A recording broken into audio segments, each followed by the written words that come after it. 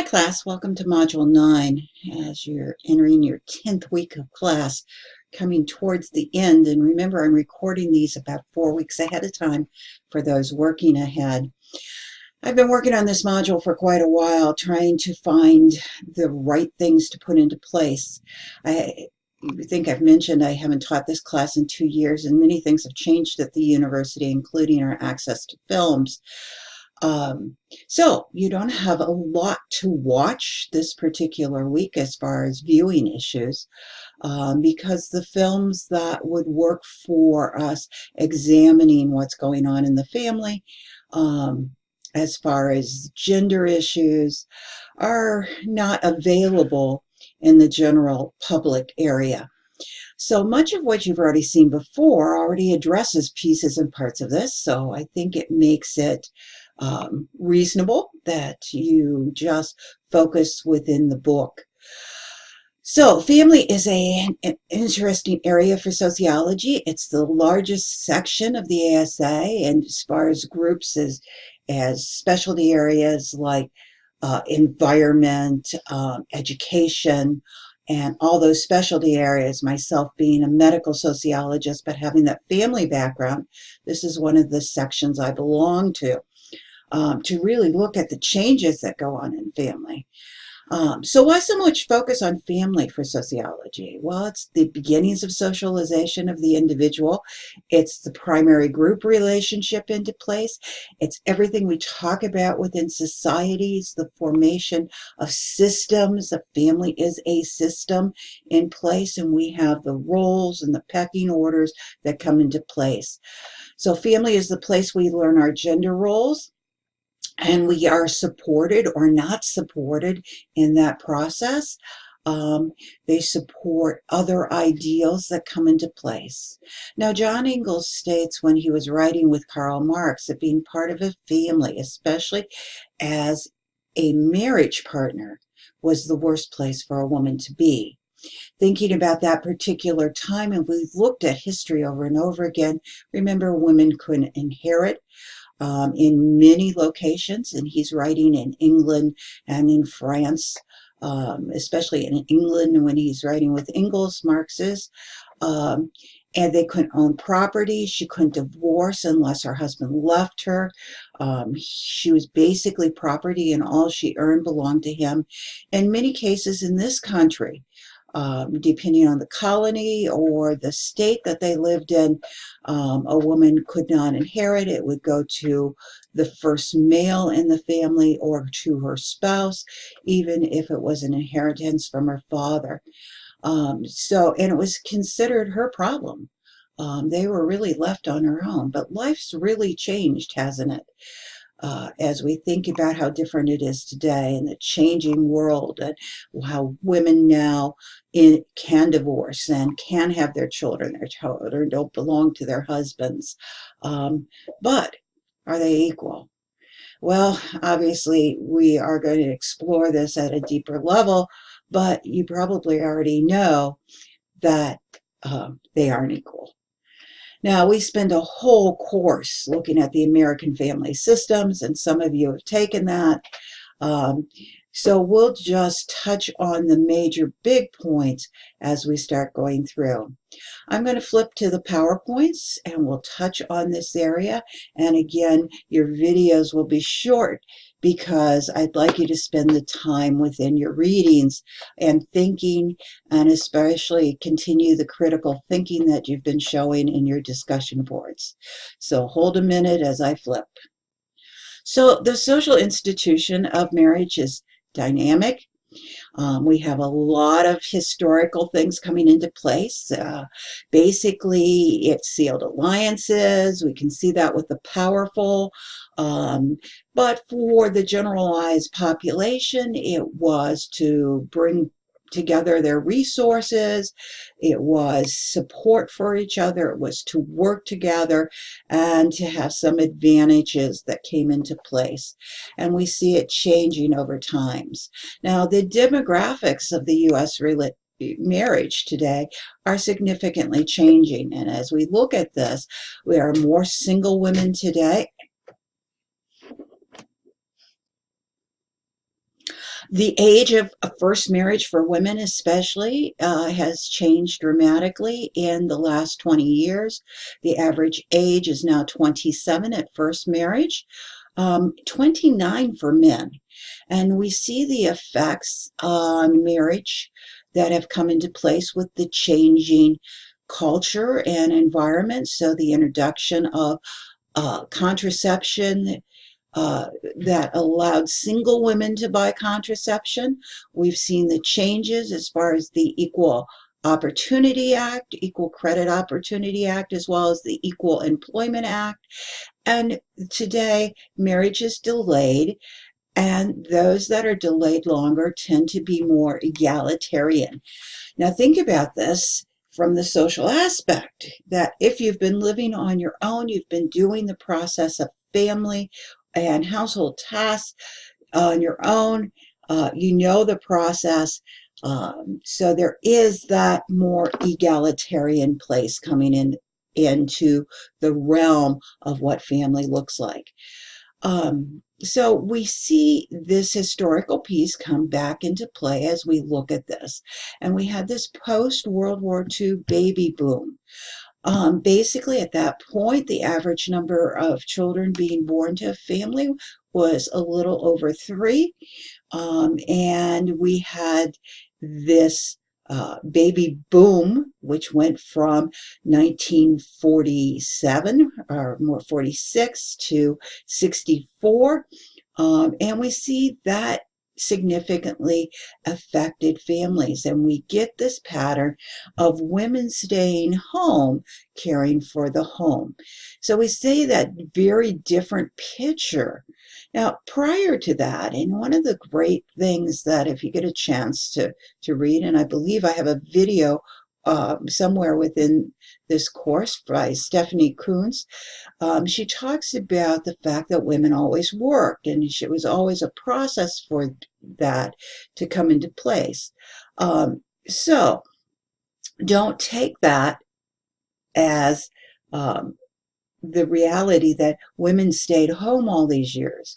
They were working, and it's very important that you see that many times that they were working within that process of marriage, yet their incomes didn't count, or they were much lower, or what they did was not valued, and they didn't receive benefits the same as men, such as insurance or even Social Security early on as we established that system.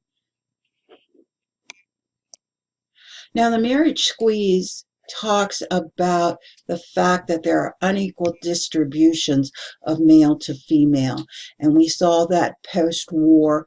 We see that in China today because the preference for son and the rule of one child, and it was preferred to have a son, so they aborted girls or gave up girls on a regular basis. So today in China, on average, it is very hard for men to find women to marry. We can see the difference too in the 18th century on the immigration of single Irish women to this country because there were jobs available to them, and there was work and there was food while Ireland was facing a crisis. So women back in, there were few women in Ireland. We can also see that even when we think about the issues of out west and that mail order bride, as we see that marriage squeeze going on to place. So there have been significant impacts as related to gender and marriage in our historical past and even today as we think about the social structure. So differences also in the United States. Black women in the United States face a marriage squeeze. We can see the difference of more Black women will graduate from college than men, so we don't have that equal availability, and it's very difficult for Black women to marry up. The other process here is the openness within relationships. There seems to be more acceptance for a black man in an interracial marriage than with a white woman than going the opposite way. And so we also face those dating issues, even though we're not dating in the same manner as we once were, but even who asks out and how those relationships to go. So let's get to the key point, because I am already taking more time than I wanted in this particular area, that there is significant issues in the process of family when we look at the division of labor. Now, division of labor in the past, husbands and wives worked together on the farm. We can think of that in the European serf area, but we can think about that in early America as well. They both worked to maintain their plot of land, much smaller plots of land, working together. There were some tasks that were separated along gender lines, but everybody's labor was needed to survive. And so it was not typical to divide the labor until we enter the industrial age. And then we see that men are hired by industrialization. Women's then responsibility becomes primarily the responsible for childcare and the home and the work around the home. Now think about this. In many cases, the women were still maintaining large gardens, farm properties while men were going to work. But there was a real variation within that based on economic standing as well. So women may still had multiple jobs out there, but none of those were considered employment at that same level. And we see that continue in the process of what the roles were. So we see the rise today changing some of that on who belongs, and the rise of modern marriage comes into place, and it's based on love, not on this cooperative relationship or gaining from society. The modern view of marriage that revolves around love comes into place basically under the Victorian era, and we see that people will want to maintain their relationship based on that continued level of love. Now, this changes marriage entirely. We're no longer just this working population to bring in an income, and we can see the effect on parents. The involvement results in this labor, freedom from parents' influence and support, and this enlightened ideal of individual rights. And guess what? I need to be in love to stay in a relationship. Can you see how it's already going to affect marriage by changing even our view of divorce? That in the past you stayed together because you were a work environment and that was your tie. But if I'm no longer in love with somebody, it changes that particular relationship. So we've seen some big changes within family in a 100-year period of time. And along with that, we see the power of individuality. Now, not only does individuality affect it, but we see the pressure put on men as the family wage earner.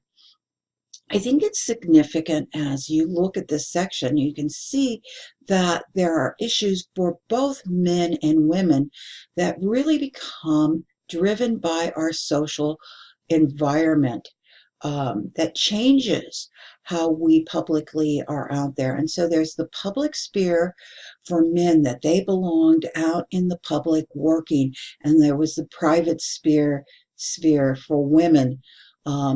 And that was this distinct separate reality. I'm having you look at the 1950s, what the ideal wife was, and you can see that indication of what the differences were, what the expectations for women were. And as they are talking about that, think about the expectations for men, what their expectations were of society, and it encouraged men and women to be different. and it encouraged a different realm. As we look at those separate spheres, we can see this roles coming into place, that the mother is to be the nurturer and perform the housework, the man is to be the provider, and there were distinct differences that come into place. With that said, you can think about how different the household looks than that shared serf environment or that early American environment with that shared labor, and think about how housing's changed. So we come into this movement of looking at family work, especially household labor, as a division of labor between men and women. And women did all of that work. Now, today, women still do the majority of household labor. Yes, men have increased. It's important as you start thinking about how things are changing, and we know more educated men do more. But the working woman, especially as she returns to work at that level in the 1960s and 70s, and now more women are in the workforce than men, we can see that this burden of household tasks remaining high creates this environment of the second shift. Now, this is a term coined by Arlie Hochschild, and you're going to see a quick little interview with Arlie as she talks about how she formulated this research in the late 20th century, as she looked at the process of doing gender in the household. So we see this significant difference today, still maintain that women do about 33 hours of household tasks, where men do about 18 each week. And the division of labor is very interesting, that women do daily tasks, bathing, dressing the kids, cooking the meals, cleaning, all of those things. And men are more likely to do weekly and monthly tasks like maintenance, lawn mowing, household repairs as they come up. So there is this strong division of labor. And then we see the division in child care as well. So it really does make a difference today.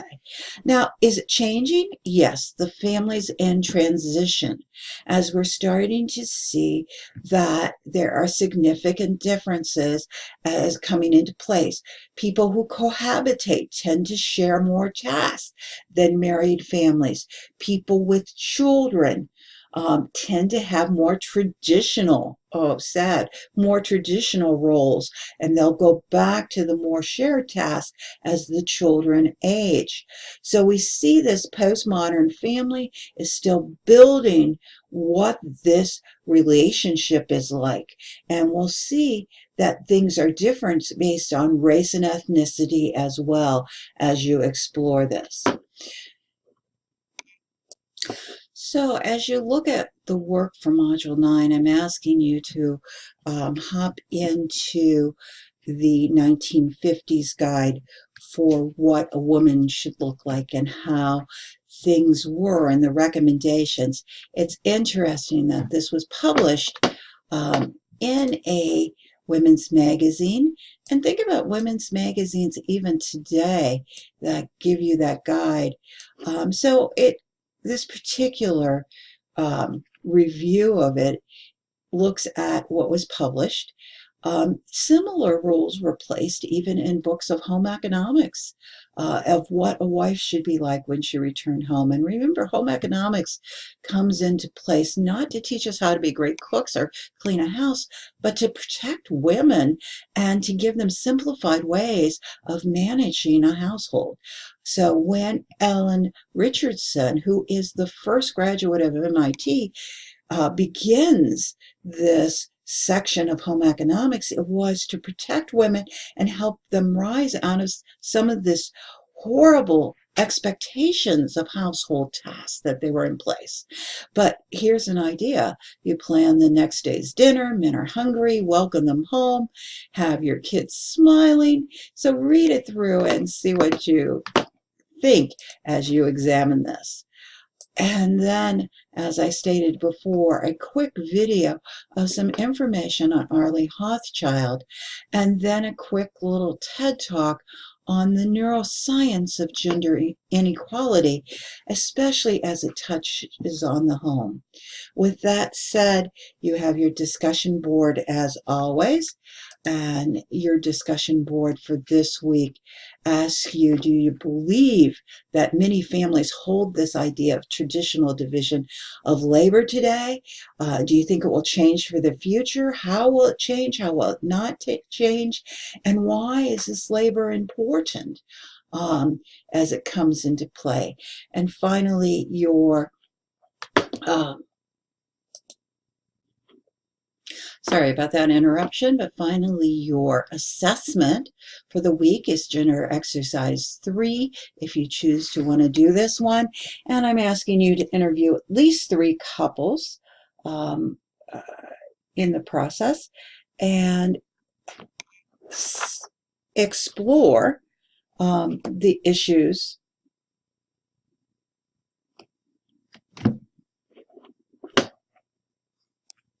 Again, pardon me, I had the book open to the wrong place to read your question, and it is gender exercise 2.